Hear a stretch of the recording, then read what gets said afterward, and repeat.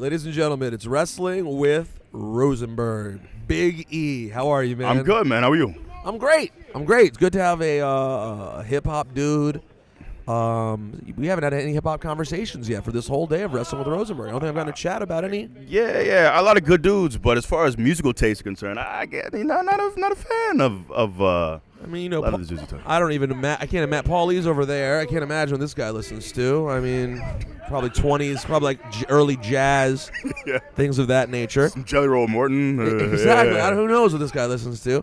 The Shield. What are these guys listening to? Weird rock, industrial rock, or something. Something like that. Yeah. What's before we get to wrestling? What's your favorite? What hip hop are you listening to these days? I really like Oxymoron, the new Schoolboy Q. How could you not? I'm trying to think what else I'm listening to. New Smoke DZA, the Dream Zone Achieve. Woo, that Dream Zone Achieve. Yeah, Talk about it. I heard. Did you hear the? I'm sure you heard it. The joint with Flatbush, the zombies. I haven't heard it yet. But their new record, or are they on? I don't think it made the record. A DZA joint. Yeah, the one that he put out last week. Didn't hear it yeah. yet. I saw it. I didn't hear it yet. Yeah, really dope. And you're tight with the zombies. Yeah. Actually, we were in New York. Was it last week? 2 weeks ago. 2 weeks ago. In New York, and I actually went to Juice's apartment, and we shot some stuff, did some interviews and stuff, but it was cool. They're cool dudes. Real cool dudes, and make great music. So I'm a big fan of. I'm excited to see kind of where things go with them, because I think they're just starting to catch fire. They're definitely guys who you could see having a WWE theme at some point. Yeah. I think that needs to happen. And I know the WWE is well aware of their interest in wrestling, so I think it will happen at some point. Yeah. So let's talk about Big E, and who's had a big year. What was the highlight for you? The highlight for me has got to be winning the Intercontinental Championship. That was big. Obviously, having my debut match at Wrestlemania last year is a big deal too. But being a champion in WWE is kind of the biggest thing for me. Yeah. What does that mean to you? The IC title. Oh, let me see your mic. Make sure you hold this. Make sure you're talking to this side. There you go. Obviously you're a wrestling fan, so you appreciate the importance of that IC title. First of all, let's start with this. Favorite Intercontinental Champion of all time? Shawn Michaels. Shawn. Yeah. Shawn over Randy. Yeah. I just think, cause man, I think of that ladder match, man. The match with Razor at WrestleMania 10, man. You think of iconic matches, and that's it especially for that title, for the IC title. But yeah, I think the title has such great history and prestige. That is really cool, and I'm glad we went back to the white belt. It's cool. I mean, how does that feel to have that the classic title? It's a good look, man. I'm glad we finally came back to it, but it's a matter of time, I think.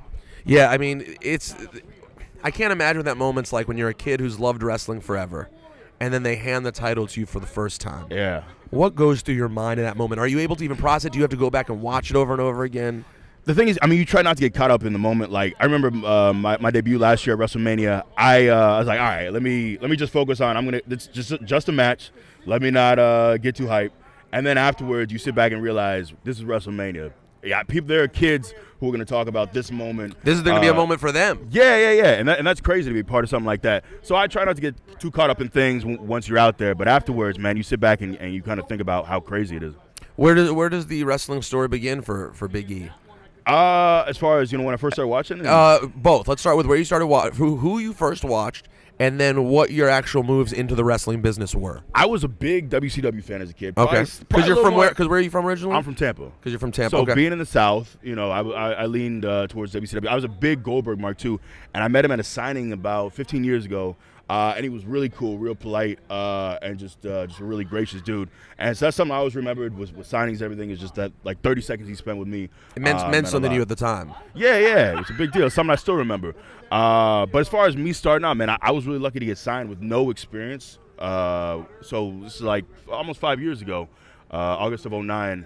I got signed with no experience, and I started out in FCW in Tampa, and then went from there. Oh, so it was an easy transition for you, at least living-wise. Yeah, living-wise. Actually, I was living in Iowa at the time because I went to school at Iowa and then moved down. We were just talking to Seth Rollins about Iowa. Yeah, he's from Iowa. He's from Iowa. You just spent where in Iowa were you? I was in Iowa City. God. Hi, this is not often that I have multiple conversations about people's experiences It's living rare, in Iowa. I'm sure.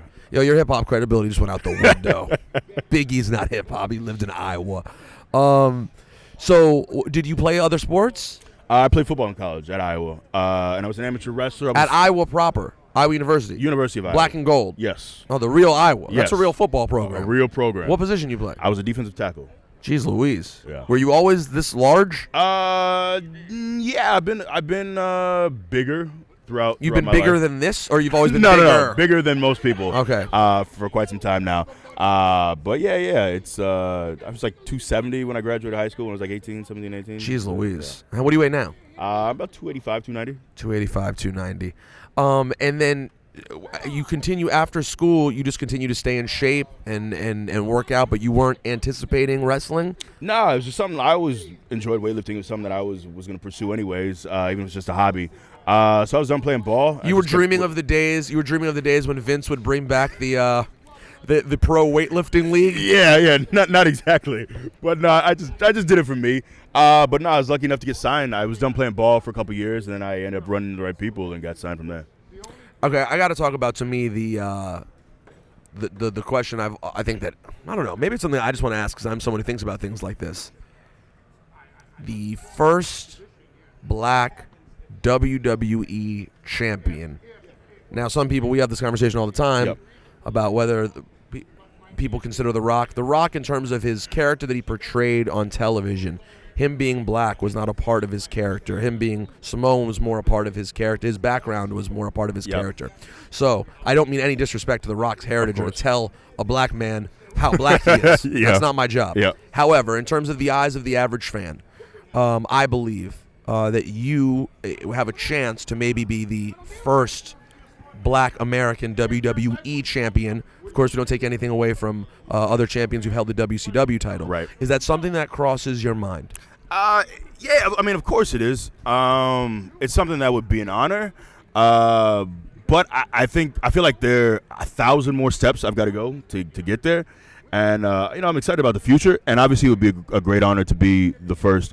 And, I think of the impact that Ron Simmons made when he became the first black world champion. But this is our seminal title. This is it, the WWE World Heavyweight Championship. And you have to think, it's so long overdue that you have to think at some point when now it's almost like, because it's been so long, it's almost like, well, now you have to be very mindful of what you do because this person is going to be regarded forever. Yeah. I mean, and I'm going to say it, of course, I thought there was a moment a couple of years ago when I thought it could have been Mark Henry. I think a lot of people maybe thought that could or should have happened. Right.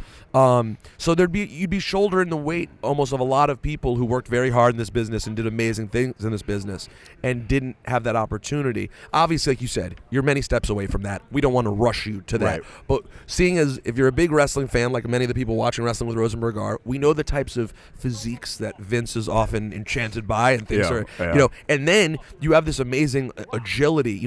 You're one of those guys that's really cool because you're huge but clearly athletic in the ring. So you seem to have the pieces in place. What do you think you need to work on as a wrestler, as a worker, to be worthy of such a distinction?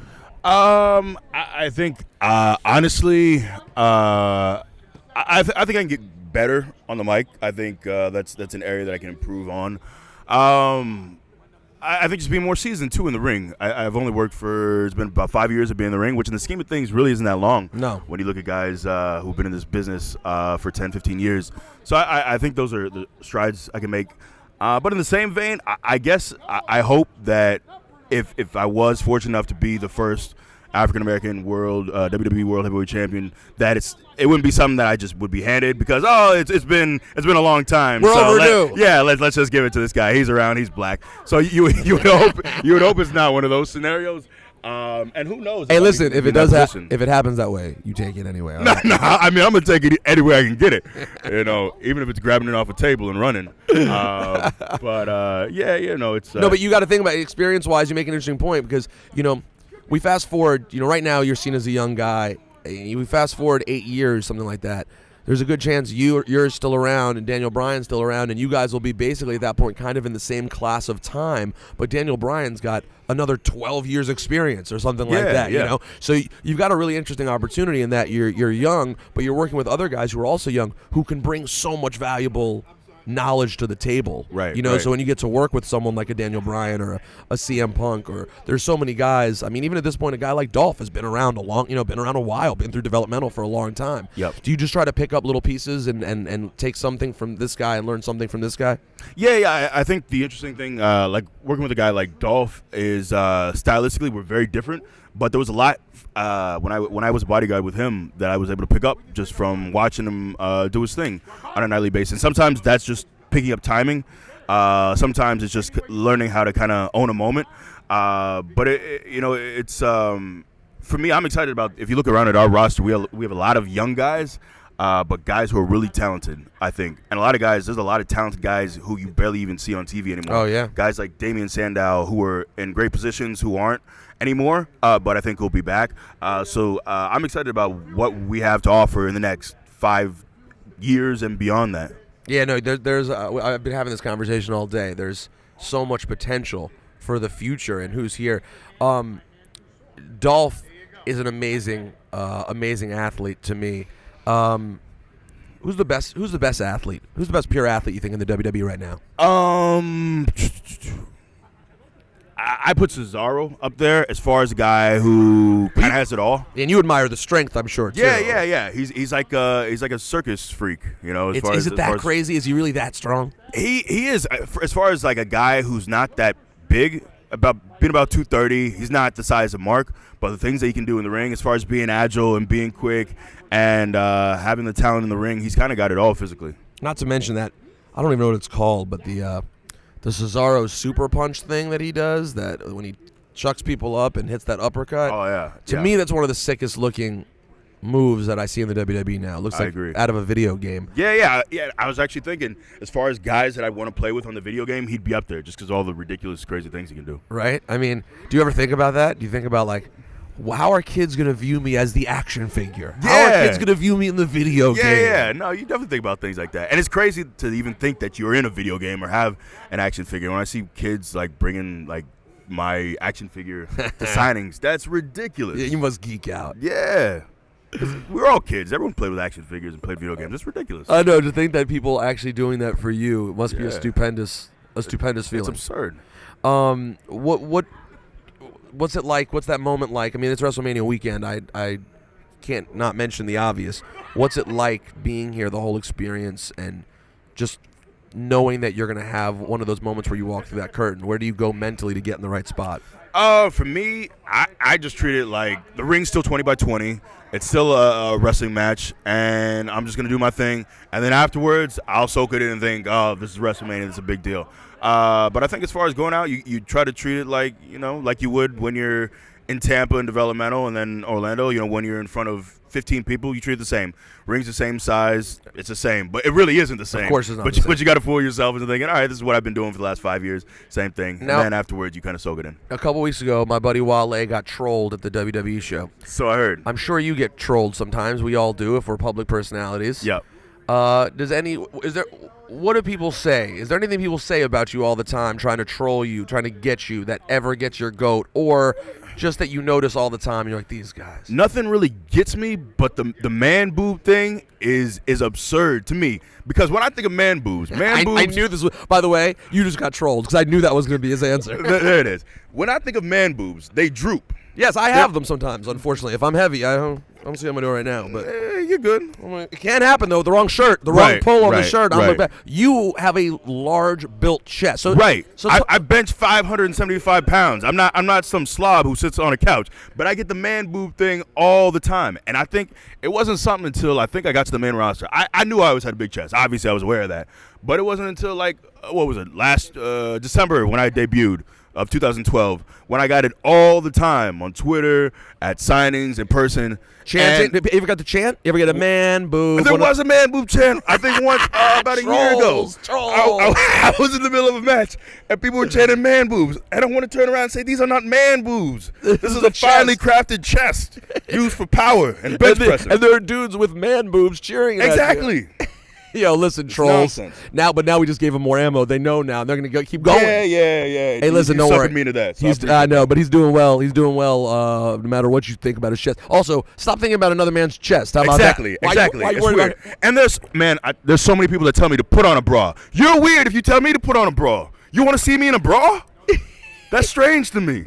Am I crazy? No, I think that's weird. No, you are 100% right. Ladies and gentlemen, Big E, WrestleMania is this Sunday. Thank you, man. Looking forward to more from you. Man. You already know. It. Yep.